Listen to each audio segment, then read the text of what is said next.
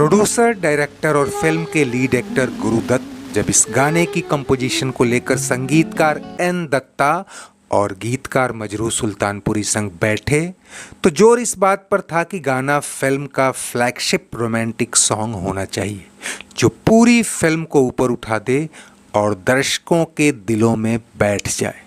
लेकिन तब किसी ने सोचा भी नहीं था कि ठीक उसी समय तकदीर भी कोई स्क्रिप्ट, कोई शोक गीत लिख रही थी जिसमें ये फिल्म बनाने वाला ही उसे अधूरा छोड़ दुनिया से उठ जाएगा। 1962 में साहिब, बीवी और गुलाम की रिलीज के बाद से ही या कह लें 1963 में गुरुदत्त एक साथ 3 फिल्में प्लान कर चुके थे और 64 तक तो काफी काम भी हो चुका था। यही वो दौर था जब वो वहीदा रहमान से करीबियों और पत्नी गीता दत्त से दूरियों को लेकर मानसिक तनाव और पीड़ा से गुजर रहे थे और शायद इन्हीं सब से उबरने के लिए वो अपनी फिल्मों की पीड़ादायक छवि से बाहर आकर कुछ रोमांटिक, कुछ कॉमेडी देने की तैयारी में थे जो वैसे ही हिट हो जैसे मिस्टर एंड मिसेज 55 और 14वीं का चांद।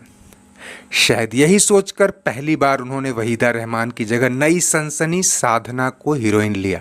ऐसे में जिस फिल्म की हम बात कर रहे हैं उस पर पिछले संगीत की छाप तक न दिखे, उन्होंने फिर एक नया संगीतकार आजमाया, एन दत्ता, और गीतों के लिए अरसे बाद साहिर और शकील की जगह मजरूह सुल्तानपुरी को चुना। इस गाने के लिए छोटी सी मीटिंग में ही तय हो गया था कि गुरुदत्त के लिए उनके पसंदीदा गायक मोहम्मद रफ़ी और साधना के लिए आशा भोसले आवाज देंगी। बस गीतकार और संगीतकार से अपेक्षा की गई थी कि कम से कम ये गाना 14वीं का चांद के टाइटल सॉन्ग या फिर साहिब, बीवी और गुलाम के इस अल्हड़ गीत की तरह ही रोमांटिक कलेवर से भरपूर हो जो अपने साथ साथ फिल्म को भी उठाए।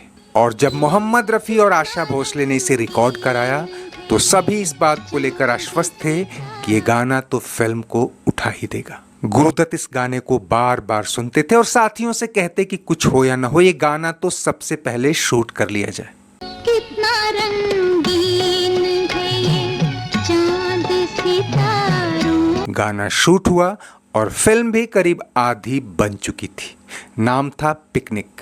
आप तक थे ही नहीं आपकी आदत क्या। लेकिन 10 अक्टूबर 1964 की रात तकदीर अपनी लिखी स्क्रिप्ट को पढ़ती आई और एक सस्पेंस थ्रिलर क्लाइमेक्स के साथ गुरुदत्त को हम सबके बीच से हमेशा के लिए लेकर चली गई। गुरुदत्त फिल्म के प्रोड्यूसर, डायरेक्टर ही नहीं, लीड एक्टर भी थे। ऐसे में अब इसके पूरा होने का तो कोई चांस था नहीं। ये सुपरहिट गाना भी रिकॉर्डिंग डिस्क और अधूरी रील में पड़ा धूल फांकने पर मजबूर हुआ।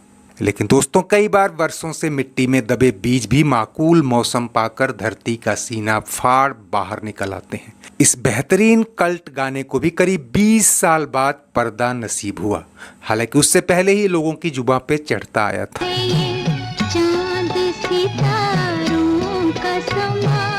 गुरुदत्त की मौत और पिकनिक के ठंडे बस्ते में जाने के बाद इस पॉपुलर धुन पर बहुतों की नजर थी और कहते हैं कि साल 1966 में आई फिल्म नई उम्र की नई फसल का ये गाना हूबहू इसी से इंस्पायर्ड था। आज की रात बड़ी शौक बड़ी नटखट है।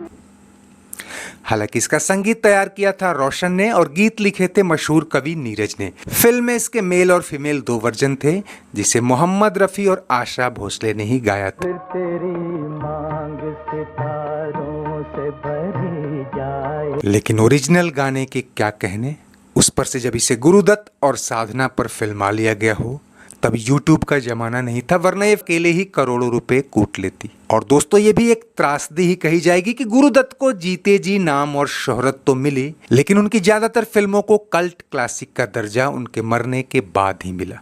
इन फिल्मों पर देश और दुनिया में इतनी चर्चा होगी और ये इतनी मशहूर हो जाएंगी, ये गुरुदत्त ने भी नहीं सोचा होगा। लेकिन जैसे जैसे दिन बीते गुरुदत्त का नाम तो फ्लैशबैक में चमक ही रहा था।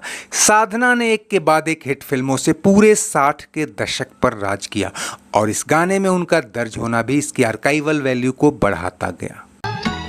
आप तक थे ही नहीं आपकी आदत क्या है। करीब 20 साल बाद साल 1983 में डायरेक्टर हीरेन नाग एक ऐसी फिल्म लेकर आए जिसे आज की भाषा में आप डॉक्यूमेंट्री ही कहेंगे, लेकिन ये भरी पूरी एक फीचर फिल्म थी। नाम था फिल्म ही फिल्म खासियत ये थी कि इसमें तब तक हिंदी सिनेमा के इतिहास में दबी पड़ी आधी अधूरी फिल्मों और गानों को शामिल किया गया था। ये फिल्म इंडस्ट्री की कई विडंबनाओं, फिल्मों के बनने, बिगड़ने, बंद होने के पीछे की कहानियों को लेकर चलती थी। लेकिन इन अधूरे डिब्बाबंद दृश्यों और गानों को इसमें ऐसे समायोजित किया गया था मानो ये इस फिल्म के लिए ही बनाए गए हों। करीब 2 दशक बाद गुरुदत्त और साधना को पर्दे पर देख दर्शकों को ऐसा रोमांच आया मानो वो टाइम मशीन से 20 साल पीछे चले गए हों और इस महान एक्टर्स की कोई कालजयी फिल्म देख रहे हों। मोहम्मद रफ़ी और आशा भोसले की आवाज़ का तो अपना ही जादू था। तब तक रफ़ी साहब को गुजरे भी 3 साल हो गए थे। ऐसे में उनके चाहने वालों के लिए ये एक यादगार लम्हा था। सूरत क्या है, कितना रंगीन है। गुरुदत्त की इसी फिल्म यानी पिकनिक का ही एक और गाना इस फिल्म में शामिल किया गया था। आदमी को मिलना है, आदमी को। फिल्म में राज कपूर से लेकर अमिताभ बच्चन तक कई कलाकारों के अधूरे डब्बाबंद सीन और गाने शामिल किए गए थे। अमिताभ बच्चन और रेखा को लेकर शूट किया जा चुका वो गाना भी इसमें रखा गया था, जिसके बाद ही अमिताभ को इस फिल्म से हटाकर संजय खान को हीरो ले लिया गया था। नाम था दुनिया का मेला।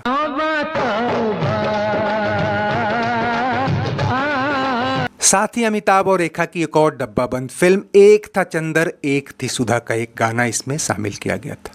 हालांकि इस गाने के पर्दे पर आने के दरमियान इसकी धुन से मिलते जुलते कई गाने आए और गए, और जैसा कि बताया कि साल 1966 में आई फिल्म नई उम्र की नई फसल का ये गाना, जिसे मोहम्मद रफ़ी और आशा भोसले ने ही गाया था, इसीलिए याद किया जाता है।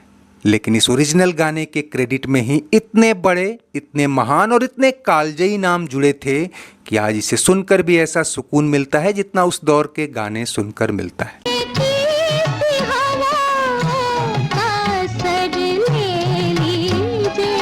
और दोस्तों सच पूछिए तो जब मैंने पहली बार ये गाना YouTube पर देखा था तो ये सोचकर रह गया कि गुरुदत्त की किसी फिल्म का गाना है जिसे मैंने अभी तक नहीं देखा है। लेकिन जब सच्चाई पता चली तो सोचा क्यों ना आप सबको इससे रूबरू कराएं।